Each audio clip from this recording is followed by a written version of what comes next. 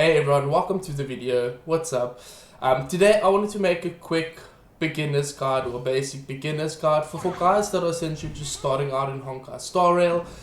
So the game was released not too long ago. I believe it was on the 26th of April by HoYoverse, you know, the same guys that's made Genshin Impact and Honkai Impact 3rd. I've been playing since the game's release, and I thought, you know, it made sense for me to kind of just share some of my experience from when I started out up to the point where I'm at now, and kind of just to help out guys that are just starting out with the game. So to give you a quick overview of Honkai Star Rail, it's a turn-based gacha fantasy RPG with an overworld, and while it's not fully open world like Genshin Impact, if you've played that before, it still offers a lot to explore. It offers plenty to explore, and while running around in the overworld, essentially you will find enemies that you can initiate combat with. Or you can, you know, solve puzzles. There are also chests and treasures to find as well, most of which I found already, but for new players there obviously will be some. Now, just to kind of cover the basic overview of combat, it's quite simple. It's not rocket science really. It just takes some getting used to if you've not played turn-based games before. But like I mentioned, with it having an overworld, the way you'd initiate combat is by essentially going up to enemies and attacking these enemies to start that turn-based combat. So just something I wanted to cover before you initiate combat. There are some things that you do to give you kind of an advantage to the fight. So you'll see that, for example, me approaching these enemies, they have these signs on top of them, which are basically the elements that they are weak to. Each character that you've got has their own elements, you know, the likes of fire, wind, quantum, imaginary, etc, etc. So if you attack an enemy or engage combat with the enemy and hit them with their weakness essentially, so my main character is a fire character, you'll see it starts glowing, which means if I attack them it will essentially engage the combat against their weakness and give me a slight advantage by breaking their shields, or at least part of their shields.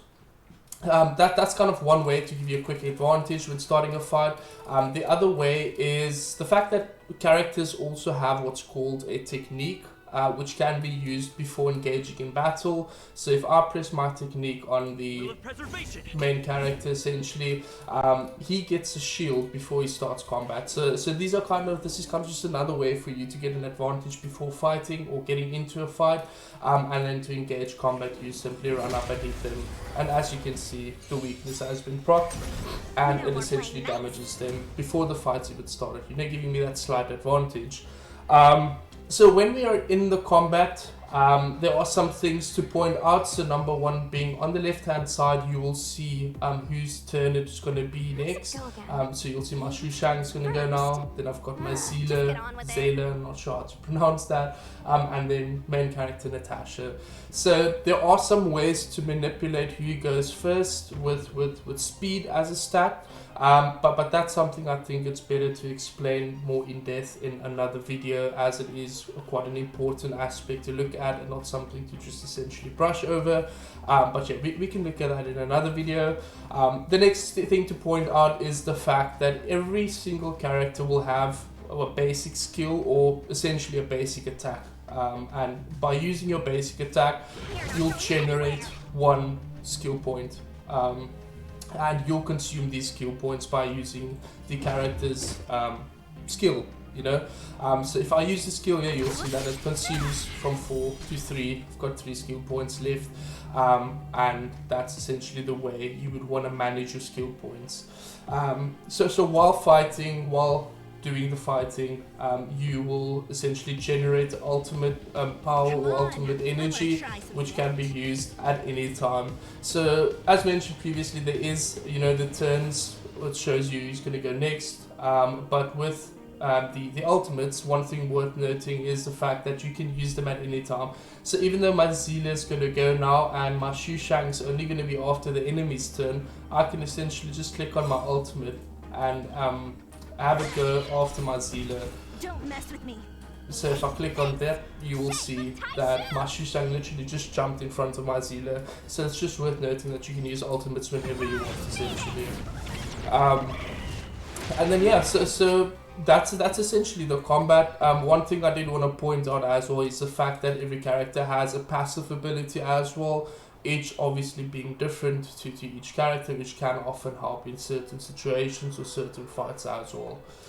The next thing I wanted to cover quickly is the character progression. It's quite a big aspect of the game, especially if you're going into like end-game content, but also, you know, just for progressing in the story, just getting stronger, leveling up your characters, for example, would be the first step in doing so. So let's take Asta, for example. Let's say we want to level her up. We would need to use our experience or leveling experience materials essentially to get it leveled up, and you can see that it costs these level experience materials as well as some credits to level up the character as well. Now, at a point, the character is going to get to, let's say, for example, I'll get her to level 70. I'm going to need to ascend her. So let's take Danhang, for example. I've leveled him up all the way to 70. He's 70 out of 70. For me to kind of limit break or get past this cap, I would need to ascend him. And you need to farm for these specific materials to ascend him past 70 so that you can level him up all the way to 80, essentially. So yeah, another aspect of character progression is also the light cones, which you can kind of look at as the character's weapon if you've played Genshin, which is what I was kind of hinting to when it comes to like the familiarities between Honkai Star Rail and Genshin Impact. Now you do get obviously different tiers of light cones, 3-star, 4-star, and 5-star. But I mean, for free to play player in Honkai Star Rail, there are really nice light cones and characters as well, so you don't have to even feel obligated to use the gacha system to pull for specific weapons or characters. I mean, obviously if you really love a specific character, then great, go for it, but the game does offer a lot of free to play light cones and essentially characters as well that can easily get you through the game.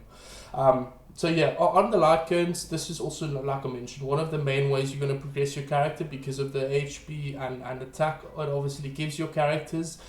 So what you're going to want to do here is the same as with the character. You're going to want to upgrade these and level these up. So mine's already at level 70. I would have to essentially ascend the light cone before I can continue leveling up the light cone, and you'll see that it's the stat increase is nothing to you know laugh at.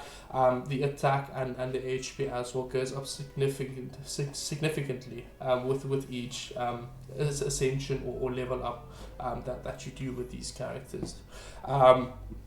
Another thing that also helps with character progression is the traces, which is essentially, you know, like talents in Genshin Impact. So it's just your abilities that you can essentially level up, which will improve the multipliers on them and obviously give you an advantage when going into fights as well. With the traces, they are generally quite expensive, so it's something that's going to take you a while to get to max. And these are also kind of tied into what ascension level your character is. So you will see, for example, if I wanted to unlock this bonus ability, I would need to have character ascension 6. And also obviously farm the materials that I need. But at the end of the day, the way you look at traces is essentially upgrading the you know, one basic attacks or basic skills that they've got. Their normal skills, you can also improve their ultimate abilities via the traces, and then sometimes you'll also, or most of the times actually, you'll find bonus stats that you can activate as well for specific characters, and also bonus abilities that you can activate to give them you know, a slight advantage or make them even better than they were before. So yeah, that's the traces, and then we'll head over to the Relics section, which, if you've played Genshin Impact before, this is your artifacts essentially. So it's where you'll obtain gear, and you know, relics are essential for boosting your character stats. So you can farm these in the Cavern of Corrosion, which I'll go over a little bit later. And you can even sometimes find them in, you know, overworld treasures as well. So unlike Genshin Impact's 5 slots, Honkai Star Rail actually provides 6 slots for your relics, with different pieces offering, you know, varied stat bonuses. So we can just go into it quickly so I can show you. So you'll have a head, hands, chest or body, and feet pieces, which all essentially give you the stats that you are looking for, or you can farm for the stats that you are looking for. And these 4 pieces will also give you 4-piece bonuses if they're from the same set as well, very similar to Genshin Impact. And the big difference between, you know, Honkai Star Rail and Genshin Impact is the fact that there are 6 slots, like I mentioned, and notably these would be the planner ornaments that will essentially give you additional stats. So with the planner ornaments, you can farm these in the simulated universe, which I'll go over a little bit later briefly, but essentially they can give you additional stats, and they also provide their own 2-piece bonuses as well. It's worth noting that with the planner ornaments, the energy recharge or energy regen rate, main stat can only be had on the rope of the planner ornaments. You can't find it as a substat or anything like that. The only way or only place that you can find it would essentially be on the rope of the planner ornaments as a main stat. And then so that's the relics. Like I mentioned, I'll show you a little bit later where you can farm these, and these will be very essential for essentially progressing your characters. As you can see, there are some substats that you can roll for, so these are random most of the time. And for example, the headpiece and the hand pieces, the main stats on these are always fixed. So the headpiece will always have HP, the hand pieces will always have attack, but the chest piece and feet piece can have different main stats, and that's something that most guys obviously towards the end game farm for to get their characters built to the max essentially. So yeah, that's the relic section. And then just last but not least, on the character progression, you've got the Eidolon system. So once again, if you've played Genshin Impact, you'll understand this a little bit easier, but essentially it's just the system where if you get duplicates of a character, you essentially get bonus abilities or improves abilities on your character. So for example, with Danheng, when the target's enemy current HP percentage greater than or equal to 50, crit rate increases by 12. So with a lot of these characters, these Eidolons are really nice to have. It gives you such a damage boost specifically for the hunt characters, so for your DPS characters, but these aren't, you know, necessary to go for. Like I mentioned earlier, the game does give you, for some of the characters, it even does give you some Eidolons, but generally the way you'd find these is by, you know, summoning through the Gacha system on the banners, and then getting duplicates of a character to you know, get those extra abilities as well. And yeah, so moving on, I wanted to cover the kind of the game modes that Honkai Star Rail has to offer, and I absolutely love this about Honkai Star Rail. So I've played Genshin Impact before for quite a bit. I believe I'm like AR 55 or 56, but compared to Genshin Impact, Honkai Star Rail does offer quite a lot for you to do. So the first thing, obviously, you know, you're going to be doing your main story, but you'll also need to increase your Trailblaze level to progress further. And here's where, you know, other game modes like the Echoes of War, the Simulated Universe, and even the Forgotten Hall come into play. And these modes essentially will help you earn rewards and upgrade materials, as well as increase your Trailblaze level. So we'll start off with the Calyxes. These are quite simple. It's where you'll farm for your character experience. So if you want to level up your characters, you'll come from in this specific Calyx. These are just for Lycan or weapon experience where you can farm, and then also this is if you want to farm for credits essentially. The Crimson Calyx is where you'll farm for character essential materials, and as you can obviously see with each of these the game modes, you will be using stamina to farm for these, so it's quite important to kind of focus on what exactly it is you want to do and not spread yourself out too thinly. In the beginning to the middle side of the game, I would definitely recommend kind of just focusing on character ascension, character level experience, so the golden Calyx to get your experience books and credits as well, and then also going to the Stagnant Shadow where you can, this is where you'll essentially farm for ascension materials as well. So this is quite important to do in the early to mid game, because when it gets to late game, so you'd essentially want to focus on building out your character in regards to like the relics that you farm, as well as getting your traces upgraded as well. So yeah, the Caverns of Corrosion is what I mentioned earlier, where you can farm your relics, and essentially there will always be two kind of relic pieces that you could get from there. So depending on your Trailblaze level, that would kind of dictate how many jobs you get, or what the chances of getting 1 or 2 jobs specifically. So as an example, I would definitely recommend not really focusing too much on this below Trailblaze level 40. Because of the sheer amount of drops that you could get from this. So from level 40, you're guaranteed to get a 5-star drop from these. So that's essentially where I'd recommend you start farming for relics. Like I mentioned earlier, you do get quite a lot of free stuff when you just open chests and do missions. So that includes relics as well.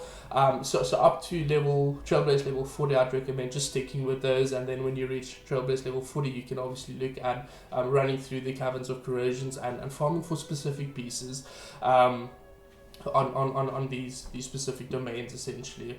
The next part would be the Echoes of War. This can give you advanced trace materials as well as light cones, and they will also these are essentially your weekly boss fights that you do, and it is important because these will also give you, like I mentioned, the trace materials that you can use to upgrade, and also it can drop some relics for you as well, some 5-star relics. So yeah, so those are essentially the game modes. The one thing that or the two things that I just briefly wanted to cover would be the Forgotten Wall, which is essentially like the spiral abyss in Genshin Impact. So it's where you'll create, like in the beginning, you'll be having one team. You'll have to set up one team to get through the stages, and then later on you will have to essentially create 2 teams, like in Genshin Impact, to complete the Hall of Chaos. But this is something I'd like to go into a little bit more detail with another video, kind of give you tips and advice on this specifically. But for now, just know that this is another way that you can essentially, another game mode that you can essentially play. Obviously, we'll give you some free Stellar Jade, some XP materials, level up for weapon materials, which is obviously nice to have as well. And then yeah, last but not least for the game modes, which would be probably my favorite, is the Simulated Universe. It's definitely worth noting for the Simulated Universe, this is something that you want to focus on completing, or at least getting the weekly points every week, because it does give you the rewards that can help. So for example, things like Stellar Jade, it can give you the level up materials for traces as well, which is quite important, and also gives you free summons on the Gacha system as well. And one more thing is the Herta Bond, which is essentially a currency that you can use at Herta's store. Let me actually just teleport there. So you can use this at Herta's store to essentially buy yourself 5-star light cones, and this is obviously very powerful for characters, and this means you don't have to spend too much money or too much of your premium currency pulling for weapons specifically. So yeah, this is definitely something that I'd recommend you push for. So like I mentioned, the rewards that you get from doing this is really nice. You can use the immersifiers while doing the Simulated Universe runs to essentially spend them on getting those planner ornaments, like I mentioned earlier in the Relics section. And this is essentially where you can either use the immersifiers, or you can use 40 Trailblaze power to essentially get those planner ornament sets. So yeah, that really is most of if not all of the game modes. One thing that I did want to kind of point up is, after upgrading your Trailblaze level from these game modes, you can go to Pom Pom in the Astral Express. And it's something that I actually completely forgot to do in the beginning. It's essentially where you can go talk to Pom Pom and you can get some level up material. So this is Pom Pom. Just speak to Pom Pom and ask her how's my Trailblaze level. And for every level that you go through, they will give you, rewards.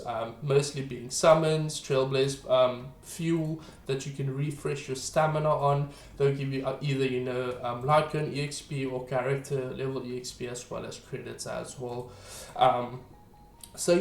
The last thing that I just briefly wanted to cover up, or the second last thing at least, would be the summoning system or the gacha system.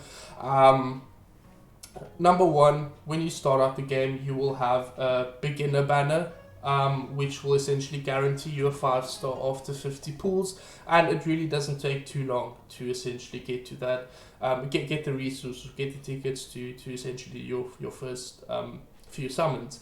So you'll be guaranteed a 5-star. There is obviously the option of re-rolling and creating a new account, but I mean they do give you quite a lot, like I mentioned earlier, throughout the game. The second banner is obviously the weapon banner. So like I said again, if you've played Genshin, this will be really similar.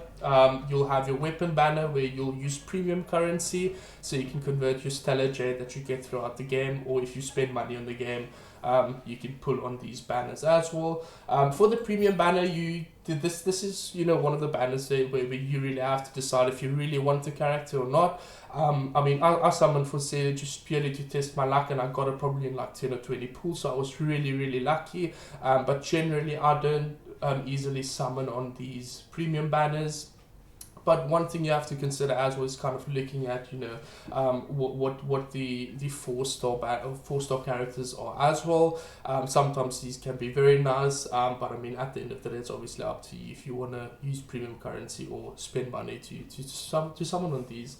But yeah, just back on the weapon or the Lycan banner, this is not really somewhere where I generally spend my time or money. Like I mentioned earlier, the game does reward you with a lot of free Lycans that are really decent. And even for Zila, the one that I did pull, I've got a fantastic 5-star Lycan on her that I've got from her to shop, and it's really not necessary to pull on these if you don't have to. The last banner is just the regular banner. So this will always be here, and something worth noting is that you've got all these base 5 stars that you can get from this banner, as well as some 5-star Lycans.